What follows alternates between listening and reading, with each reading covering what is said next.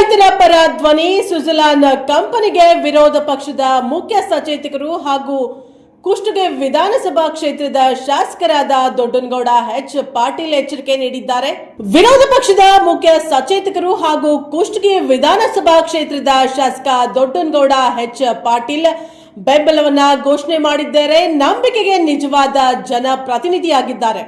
ನೀವು ನೋಡ್ತಾ ಇದ್ದೀರಾ NKS TV4. ನಾನು ಅಕ್ಷತಾ ಕಟಗಾವಲಿ. ಈ ದಿನದ ಸ್ಪೆಷಲ್ ರಿಪೋರ್ಟ್. ಬಡ ರೈತರ ಪರ ಧ್ವನಿ ಸ್ವಿಟ್ಜರ್ಲ್ಯಾಂಡ್ ಕಂಪನಿಗೆ ವಿರೋಧ ಪಕ್ಷದ ಮುಖ್ಯ ಸಚೇತಕರು ಹಾಗೂ ಕುಷ್ಟಗಿ ವಿಧಾನಸಭಾ ಕ್ಷೇತ್ರದ ಶಾಸಕ ದೊಡ್ಡನಗೌಡ ಪಾಟೀಲ್ ಎಚ್ಚರಿಕೆಯನ್ನ ನೀಡಿದ್ದಾರೆ. ಕೊಪ್ಪಳ ಜಿಲ್ಲೆ ಕುಷ್ಟಗಿ ತಾಲೂಕಿನ ವ್ಯಾಪ್ತಿಯಲ್ಲಿ ವಿಂಡ್ ಫ್ಯಾನ್ಗಳ ಹಾವಳಿ ದಿನದಿಂದ ದಿನಕ್ಕೆ ಹೆಚ್ಚಾಗ್ತಾನೆ ಇದೆ. ಸ್ವಿಟ್ಜರ್ಲ್ಯಾಂಡ್ ವಿಂಡ್ ಪವರ್ ಕಂಪನಿ ಸರ್ಕಾರದ ನಿಯಮಗಳನ್ನೇ ಉಲ್ಲಂಘನೆ ಮಾಡಿ ವಿದ್ಯುತ್ ಪವನ ವಿಂಡ್ ಪವರ್ ಕಂಬಗಳನ್ನ ಹಾಕ್ತಾ ಇದ್ದಾರೆ. ಬಡ ರೈತರ ಉಪಜೀವನಕ್ಕಾಗಿ ಇಟ್ಟುಕೊಂಡಂತಹ ಆಸ್ತಿಯನ್ನ ದುಡ್ಡಿನ ಆಸೆ ತೋರಿಸಿ ಅವರ ಆಸ್ತಿಯನ್ನ ಲೂಟಿ ಮಾಡುವ ಹುನ್ನಾರ ಮಾಡ್ತಾ ಇದ್ದಾರೆ. ಒಬ್ಬ ರೈತನ ಹೊಲವನ್ನ ಖರೀದಿಸಿ ಆ ಹೊಲದ ಸುತ್ತಮುತ್ತಲಿನ ರೈತಾಪಿ ಜನರಿಗೆ ತುಂಬಾ ತೊಂದರೆಯನ್ನ ಉಂಟು ಮಾಡ್ತಾ ಇದ್ದಾರೆ. ರೈತರ ಆಸ್ತಿ ನಾಶ, ಬೆಳೆ ನಾಶ ಮತ್ತು ಅವರ ನೆಮ್ಮದಿಯನ್ನು ಕೂಡ ಹಾಳು ಮಾಡುವಂತಹ ವ್ಯವಸ್ಥೆಯನ್ನ ಇವರು ಕಲ್ಪಿಸಿದ್ದಾರೆ. ಪೊಲೀಸ್ ಇಲಾಖೆಯನ್ನ ಮುಂದಿಟ್ಟುಕೊಂಡು ರೈತಾಪಿ ಜನರ ವಿಂಡ್ ಪವರ್ ಕಂಪನಿಯ ಸಿಬ್ಬಂದಿಗಳನ್ನ ಏನಾದರೂ ಪ್ರಶ್ನೆ ಮಾಡಿದ್ರೆ ತಮಗೆ ಬೇಕಾಗಿರುವಂತಹ ದಾಖಲಾತಿಗಳ ಬಗ್ಗೆ ರೈತರು ವಿಂಡ್ ಪವರ್ ಕಂಪನಿಯವರನ್ನ ಕೇಳಿದ್ರೆ ಅವರು ಪೊಲೀಸರನ್ನ ಕರೆಸಿ ದೌರ್ಜನ್ಯ ಮಾಡಿಸ್ತಾ ಇದ್ದಾರೆ.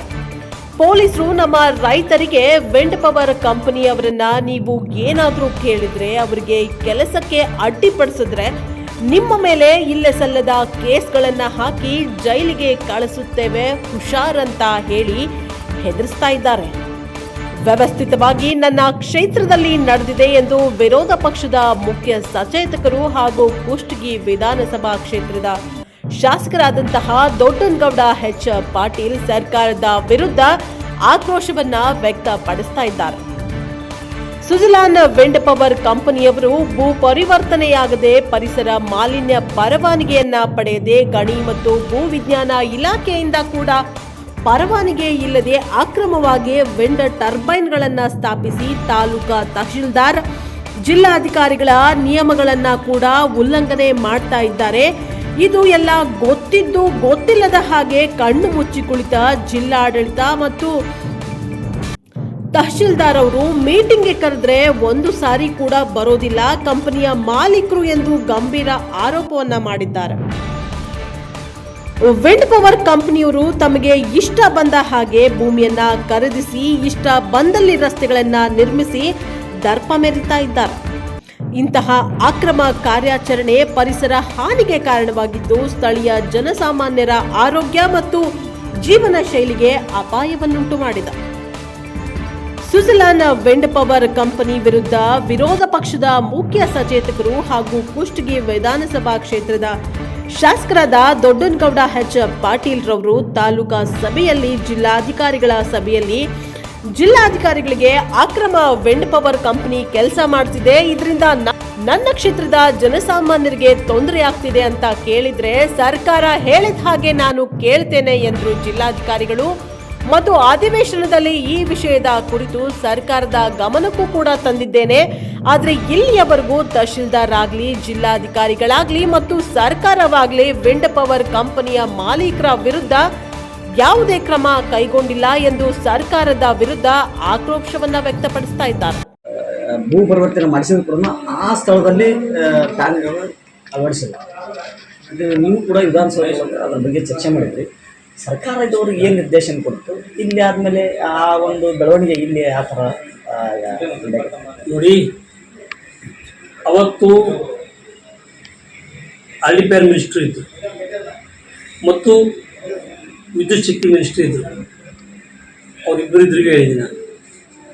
ಮತ್ತು ಅವ್ರು ಪರಮೇಶ್ವರ್ ಅವರು ಕೂಡ ಇರಬೇಕಾಗಿತ್ತು. ಅವ್ರು ಇರಲಿಲ್ಲ. ಅವರಿಗೆ ಪರಮೇಶ್ವರ್ ಇರಬೇಕಿತ್ತು. ಯಾಕಂದ್ರೆ ಇದಕ್ಕೆ ಭಯಂಕರ ಪೋಸ್ಟಿನವ್ರು ಕುಮ್ಮಕ್ಕೆ ಕೊಡಕೈತಾರ. ಏನೊಂದು ಫೋನ್ ಒಳಗೆ ಸಾಕು ಅವ್ರು ರೈತರ ಪರವಾಗಿ ಬರ್ತಾಯಿಲ್ಲ, ಕಂಪ್ನಿ ಪರವಾಗಿ ಬರ್ತಾ ಇದ್ದಾರೆ ಅಂತಕ್ಕಂಥದ್ದು ಆರೋಪ. ದಾಖಲಾತಿ ಕೊಡು ಅಂತ ಕೇಳಿದ್ರೆ ದಾಖಲಾತಿಗಳನ್ನು ಕೊಟ್ಟಿದ್ದೀನಿ. ಯಾವ ರೀತಿ ಅವರು ನಮ್ಮ ರೋಡ್ ಹಾಳಾಗಿದ್ದಾವೆ, ಯಾವ ರೀತಿ ಹೊಡಿತಾ ಇದ್ದಾರೆ ಅಂದರೆ ಅವರು ಉಡಾಫಿ ಉತ್ತರ ಹೆಂಗೆ ಅಂತದೆ ಸರ್ಕಾರದ್ದು. ಇಲ್ಲ ಮತ್ತು ಅವರು ಟ್ಯಾಕ್ಸ್ ಕಟ್ತಾರೆ ಹೋಗ್ತಾರೆ ಅವರು ಕಾಣ್ಕೊಂಡು ಬೇಡ ಅನ್ನೋಕ್ಕೆ ಹೆಂಗಾಗುತ್ತೆ ಅವ್ರಿಗೆ. ಸರಿ ಅವ್ರು ಹೋಗ್ತಾರೆ, ಅದೇ ಟ್ಯಾಕ್ಸ್ ನಮ್ಮ ರೋಡ್ ರೆಡಿ ಮಾಡಿರಿ ಅಂತ ಹೇಳಿದ್ವಿ ನಾವು. ಬಟ್ ಅದನ್ನು ಮಾಡ್ತಾ ಇಲ್ಲ.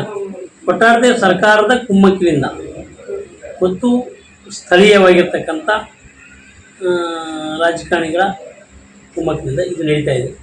ಅವತ್ತು ಏನಾಗ್ಬಿಟ್ಟಿದೆ ಅವ್ರಿಗೆ ಬ್ಯಾನರ್ಗೆ ಅಂತಂದ್ರೆ ಒಂಥರ ರಾಜಾರೋಷವಾಗಿ ನಾನು ತೆಗಿತಕ್ಕಂಥ ಅಧಿಕಾರಿಗಳಿರ್ತಕ್ಕಂಥ ಸಂದರ್ಭದಲ್ಲಿ ಅಷ್ಟು ರಾಜಾರೋಷವಾಗಿ ಆಗಿರ್ತಿಲ್ಲ. ಯಾಕಂದರೆ ಯಾರು ರೈತರು ಮತ್ತು ರೈತರ ಪರವಾಗಿ ಕೆಲಸ ಮಾಡ್ತಾಯಿದ್ದ ಕೆಲಸ ಆಯಿತು. ಬಟ್ ಇವತ್ತು ಅದು ಆಗ್ತಾ ಇಲ್ಲ.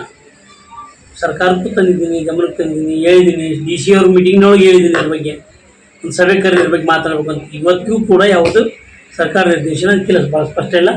ರಾಜಾರೋಷವಾಗಿ ಅಡ್ಡಾಡ್ತಿದ್ರೆ ಇದಕ್ಕೆ ಅನಿವಾರ್ಯ ರೈತರ ಮುಂದಿನ ದಿನಮಾನಗಳಲ್ಲಿ ದಂಗೆ ಹೇಳ್ತಕ್ಕಂಥ ಅನಿವಾರ್ಯತೆ ಆಗ್ಬೋದು.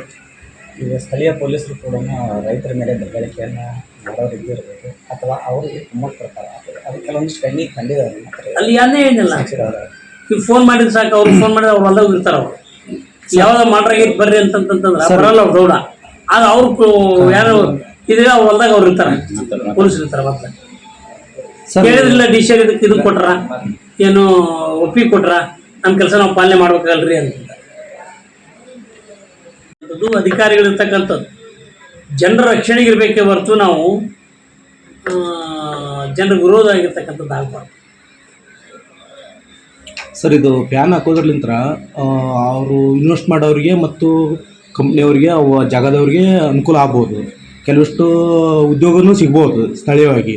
ಆಮೇಲೆ ರೈತರು ಅಕ್ಕಪಕ್ಕದ ಇರ್ತಕ್ಕಂಥ ರೈತರು ತೋಟ ಗೀಟ ಮಾಡ್ಕೊಂಡು ಅವ್ರ ಉಪಜೀವನಕ್ಕಾಗಿ ಇರ್ತಾವತ್ತಲ್ಲ ಆ ಪ್ಲೇಸ್ನ, ಅದು ಅದ್ರದ್ದೊಂದು ಶಬ್ದದ ಒಂದು ಕರ್ಕಶವಾದ ಶಬ್ದ ಬರ್ತದೆ ನೈಟ್ ಆಗಲಿ ಡೇ ಅಂದರೆ ಇದು ಒಂದು ಸ್ವಲ್ಪ ಜಾಸ್ತಿ ಕೇಳಿಸಲ್ಲ. ನೈಟ್ ನಿದ್ದೆ ಸತೆ ಮಾಡೋಕ್ಕೆ ಸತೆ ಆಗಲ್ಲ, ಆ ಸೌಂಡ್ ಬರುತ್ತೆ. ಅದಕ್ಕೆ ಸರ್ಕಾರದ ಏನು ಗೈಡ್ಲೈನ್ಸ್ ಐತೆ, ಸರ್ಕಾರದ ರೂಲ್ಸ್ ಏನೈತಿ, ಅದು ಸುತ್ತಮುತ್ತ ಅಲ್ಲ ಅದ್ರ ಪಕ್ಕ ಇರ್ತಕ್ಕಂಥ ಹೊಲದಕ್ಕೆ ಭಾಳ ಪರಿಣಾಮ ಬೀರುತ್ತೆ. ಹೌದು, ಅದಕ್ಕೆ ಸ್ಪಷ್ಟವಾದ ನಿರ್ದೇಶನ ಇಲ್ಲ ಅದಕ್ಕೆ. ಮತ್ತೆ ಇದು ಹೆಂಗ್ ಇರ್ತಿತ್ತು ಸರ್? ಇದು ಮತ್ತೆ ಇದು ಯಾವ್ದು ಆಧಾರದ ಮೇಲೆ ಹೊಂಟಿದೆ ಅಲ್ಲ, ಹಿಂಗ ಹೋಗೋದು. ಅದಕ್ಕೆ ಸರ್ಕಾರ ಇದಕ್ಕೆ ಭಾಳ ತಕ್ಷಣ ಒಂದು ನಿರ್ಧಾರ ತಗೊಳ್ಳೇಬೇಕು. ಯಾಕಂದ್ರೆ ಈಗ ಈ ಭೂಮಿ ನೀನು ಕೊಟ್ಟಿದ್ದೀವಿ, ಮಗ್ಲಿರ್ತಕ್ಕಂಥ ಕೊಟ್ಟಿಲ್ಲ.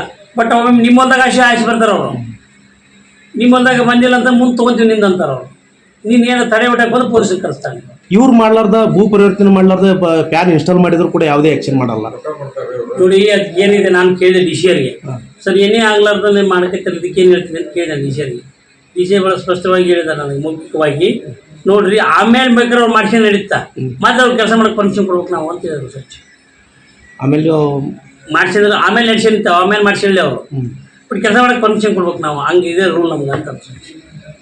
ಈ ರೈತರಿಗೆ ಒಂದು ಗೈಡ್ಲೈನ್ಸ್ ಬೇಕಲ್ಲ ಸರ್. ಇದು ಮತ್ತೆ ಈಗ ಸುತ್ತಮುತ್ತ ಆಗ್ತಾರಲ್ಲ, ಅದೇ DC ಅವ್ರಾದ್ರೂ ಬಂದು ಒಂದು ಗ್ರಾಮ ಸಭೆ ಮಾಡಿ, ಇಲ್ಲ ಗ್ರಾಮದವ್ರಿಗೆ ಇಂತಿಂತವ್ ಆಗ್ತಾರ, ಇಂತಿಂತ ಕಂಪ್ನಿಯವ್ರು ಬರ್ತಾರ. ಜಿಲ್ಲಾಧಿಕಾರಿ ಒಂದು ಸಭೆ ಮಾಡಿದ್ರ ಬಗ್ಗೆ ಅಂತ ಹೇಳಿನಿ, KDP ಒಳಗೆ ಹೇಳಿ ನಾನು ಇದ್ರ ಬಗ್ಗೆ, KDP ಒಳಗೆ ಹೇಳಿ ನಾನು, ಮತ್ತು ವಿಧಾನಸೌಧಗೆ ಹೇಳಿ ನಾನು ಹೇಳಿದ್ರು, ಮಾತಾಡಿದ್ರು. DC ಅವರಿಗೆ ಒಂದು ಸಭೆ ಕರೆ ಅಂತೇಳಿ ಇವತ್ತಿಗೆ ಕರೆಕ್ತಾ ಇರಲ್ಲ, ಕರೆಯಲ್ಲ ಅವರು.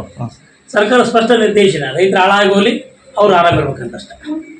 ನೋಡೋಣ ಮುಂದಿನ ನೀವು ಬೇರೆ ಬೇರೆ ಏನು ರೀತಿ ನೋಡ್ಬೇಕಂತ ಅದು ಕ್ರಮ ಏನು ನೋಡಿ ಉತ್ತರ ಒದಗಿಸಿದ್ದಾರೆ ಮಾನ್ಯ ಅಧ್ಯಕ್ಷರೇ. ನಾನು ಕೇಳಿರ್ತಕ್ಕಂಥದ್ದು ನಮ್ಮಲ್ಲಿರ್ತಕ್ಕಂಥ ವಿಂಡ್ ಪವರ್, ಅದರಿಂದ ಭಾಳಷ್ಟು ರಸ್ತೆಗಳು ಹಾಳಾಗ್ತಾ ಇವೆ. ತಾವು 10 ಕೋಟಿ ರೂಪಾಯಿ ಕೊಟ್ಟಿದ್ರ ಬಗ್ಗೆ 3054ನಲ್ಲಿ 81 ಲಕ್ಷ ಕೊಟ್ಟಿದ್ರ ಬಗ್ಗೆ ಎಲ್ಲವೂ ಕೂಡ ಕೊಟ್ಟಿದ್ದೀವಿ. ಬಟ್ ನಂದಿರ್ತಕ್ಕಂಥ ಪ್ರಶ್ನೆ ಏನು ಅಂತ ಹೇಳಿದ್ರೆ, ವಿಂಡ್ ಪವರ್ ಅಡ್ಡಾಡಿ ನಾವು ಎಷ್ಟು ರಸ್ತೆಗಳು ಮಾಡ್ಬೋದು, ಇದರಲ್ಲಿ ಏನು ಹಾಳಾಗಿದ್ದಾವೆ ಕೆಲವೊಂದಿಷ್ಟು ಮಾತು ತೊಗೊಳಕ್ಕೆ ಸಾಧ್ಯ ಆಗ್ತದೆ. ನಾನು ಎಲ್ಲವನ್ನು ಕೂಡ ತಂದಿದ್ದೇನೆ. ನಮ್ಮಲ್ಲಿ ಅಲ್ಲಿರ್ತಕ್ಕಂಥದ್ದು ಅವರು ನೋಟಿಸ್ ಕೊಟ್ಟಿದ್ದೇವೆ ಅಂತಕ್ಕಂಥ ಮಾತನ್ನು ಕೂಡ ತಾವು ಹೇಳಿದೆ. ಯಾವುದೇ ನೋಟಿಸ್ ಕೊಟ್ಟರು ಕೂಡ ಅವ್ರು ಕೇರ್ ಅನ್ನೋದಿಲ್ಲ. ಪರಿಸ್ಥಿತಿ ಏನಾಗಿದೆ, ತಾವು ಹೇಳಿದಾಗ ನೋಟಿಸನ್ನು ಕೊಟ್ಟಿದ್ದಾರೆ, ಅದಕ್ಕೆ ಯಾವುದೇ ತನಕ ಉತ್ತರವನ್ನು ಅವ್ರು ಕೊಡೋದಿಲ್ಲ. ಇನ್ನೊಂದು ಏನಾಗ್ತಾಯಿದೆ ಅಂತ ಹೇಳಿದ್ರೆ, 40-45 ಟನ್ ತಗೊಂಡು ಅಡ್ಡಾಡ್ತಾರೆ ಅವರು. ನಮ್ದಿರ್ತಕ್ಕಂಥದ್ದು 15 ಟನ್ ಮಾತ್ರ ಕೆಪಾಸಿಟಿ. ಭಾಳಷ್ಟು ರಸ್ತೆಗಳು ಹಾಳಾಗ್ತವೆ. ಜೊತೆಗೆ ಅಲ್ಲಿರ್ತಕ್ಕಂಥ, ನಾನು ತಮ್ಮ ಗಮನಕ್ಕೆ ತರಕ್ಕೆ ಬಯಸ್ತೀನಿ, ಅಲ್ಲಿರ್ತಕ್ಕಂಥ ರೈತರು ಅಥವಾ ಯಾವುದೋ ಸಂಘಟನೆಗಳು ಹೋಗಿ ಅಂತ ತಡೆ ಮಾಡಿದರೆ ಅವ್ರು ಪೊಲೀಸ್ ಸ್ಟೇಷನ್ಗೆ ಹೋಗ್ತಾರೆ.